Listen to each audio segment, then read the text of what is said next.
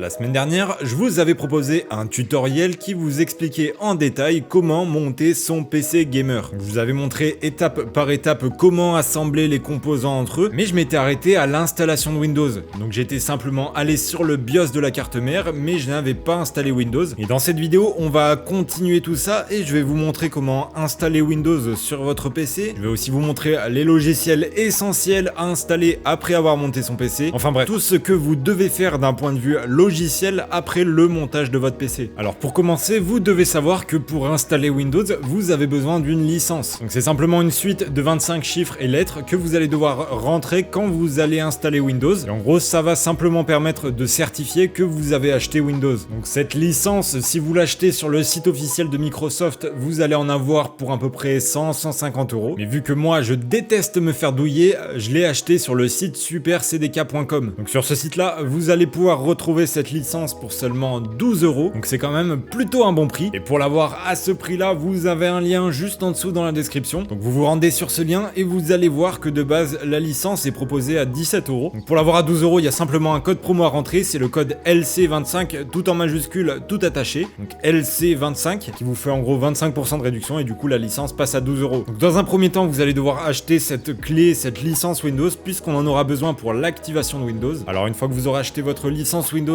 via le lien dans la description, vous devrez créer un support d'installation pour Windows. Donc c'est simplement une clé USB sur laquelle vous allez mettre les fichiers d'installation de Windows. Et ensuite, cette clé USB, vous allez simplement l'insérer dans le PC sur lequel vous souhaitez installer Windows. Et Windows va s'installer à partir des fichiers de cette clé USB. Donc pour faire ceci, vous allez devoir dans un premier temps vous rendre sur le lien dans la description. Vous allez ensuite cliquer sur télécharger maintenant l'outil. Et donc ça va vous télécharger un fichier .exe que vous allez ensuite exécuter. Une fois que vous l'avez exécuté, vous faites simplement suivant sur les étapes qui s'affichent à l'écran. Donc à un moment donné, on va vous demander ce que vous souhaitez faire. Vous allez simplement cliquer sur créer un média d'installation. Ensuite, on va vous demander les paramètres du Windows que vous souhaitez installer. Donc je vous conseille de laisser ce qui est recommandé. Ensuite, on va vous demander si vous souhaitez utiliser une clé USB ou bien si vous souhaitez utiliser un CD. Donc pour ma part, ça va être une clé USB. Et ensuite, on va vous afficher la liste des clés USB qui sont branchées sur votre PC pour que vous puissiez choisir celle sur laquelle vous souhaitez installer Windows. Donc pour ma part, ça va être la clé D. Et ensuite, c'est fini. Vous avez simplement à attendre la fin du chargement. Donc c'est Windows qui fait tout. Et ça y est, maintenant, mon support d'installation est prêt. Alors maintenant qu'on a créé notre support d'installation, on va venir le brancher sur le PC sur lequel on souhaite installer Windows.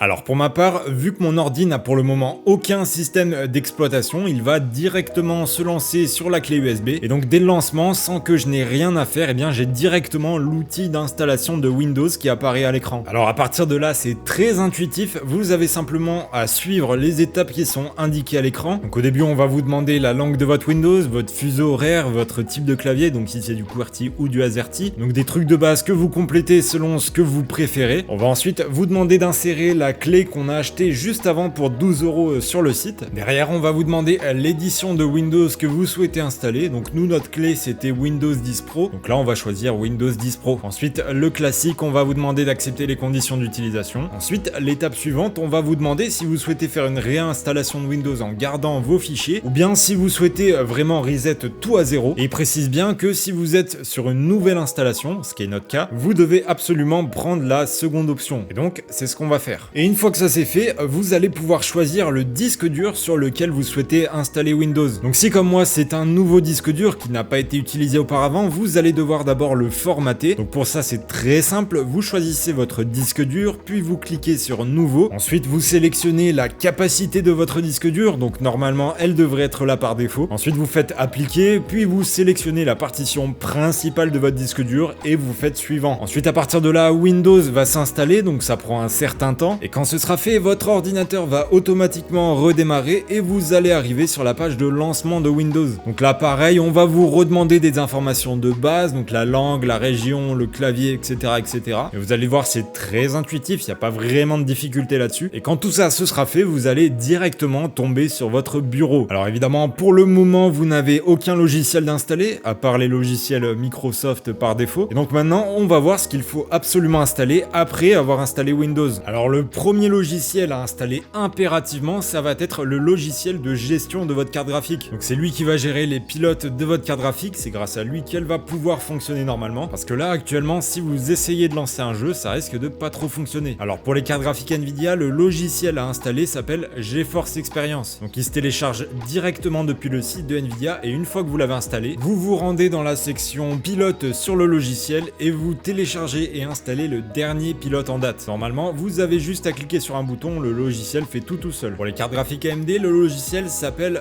Radeon Software. Donc pareil, il se télécharge depuis le site de AMD et dans le logiciel, vous avez à nouveau une section pilote qui vous permet de télécharger le dernier pilote en date pour votre carte graphique. Ensuite, pour rester dans la thématique des pilotes, je vous conseille d'installer les logiciels de gestion propres à vos périphériques. Alors pour ma part, j'ai un clavier Corsair K70, donc je vais directement télécharger le logiciel de gestion propre aux périphériques de Corsair. Donc c'est le logiciel Corsair IQ et ce logiciel, il va par exemple me permettre de gérer le RGB de mon clavier. J'ai aussi un micro Elgato Wave 3, donc je vais télécharger le logiciel Wavelink. Enfin voilà, pour chacun de vos périphériques, vous regardez sur internet s'il n'y a pas un logiciel qui est dédié à la gestion de ce périphérique. Donc pour ça, vous tapez simplement sur Google le nom du périphérique suivi de software. Ensuite, l'étape suivante, ça va être de vérifier que notre PC n'a aucun dysfonctionnement. Alors pour vérifier ça, vous allez télécharger le logiciel Hardware Monitor, donc un logiciel qui est entièrement gratuit. Et une fois dans le logiciel, vous allez vérifier les températures de vos composants. Alors pour le CPU, vous devriez être autour des 30-40 degrés en idle, c'est-à-dire sans aucun logiciel de lancer. Donc là, moi je suis au-dessus des 40 parce que j'ai plein de logiciels qui tournent en même temps, mais normalement, vous devriez ne pas dépasser les 40. Alors ensuite, en jeu, quand votre CPU il est beaucoup sollicité, vous devriez être plutôt autour des 60 degrés, mais c'est pas une valeur exacte, ça peut être un peu plus, c'est pas très grave. Ensuite, pour la carte graphique, les températures, ça devrait être un peu la même chose, donc entre 30 et 40 degrés sans aucun jeu de lancer, et puis vous devriez atteindre les 70 degrés avec une carte graphique qui tourne à 100%. De toute manière, si vous avez un doute sur vos températures, vous me les écrivez juste en dessous dans les commentaires, et moi je vous dirai si c'est des températures qui sont normales. Donc on en a fini pour les logiciels qui sont vraiment indispensables à installer. Je vous ai pas parlé du navigateur puisque c'est quelque chose de très personnel, vous prenez vraiment ce que vous voulez. Là, je vous ai pas non plus parlé de l'antivirus, pareil c'est quelque chose de très personnel, vous prenez ce que vous voulez. Donc comme d'habitude, si vous avez la moindre question, ça se passe juste en dessous dans les commentaires. Et sur ce les gars, moi je vous dis à la prochaine.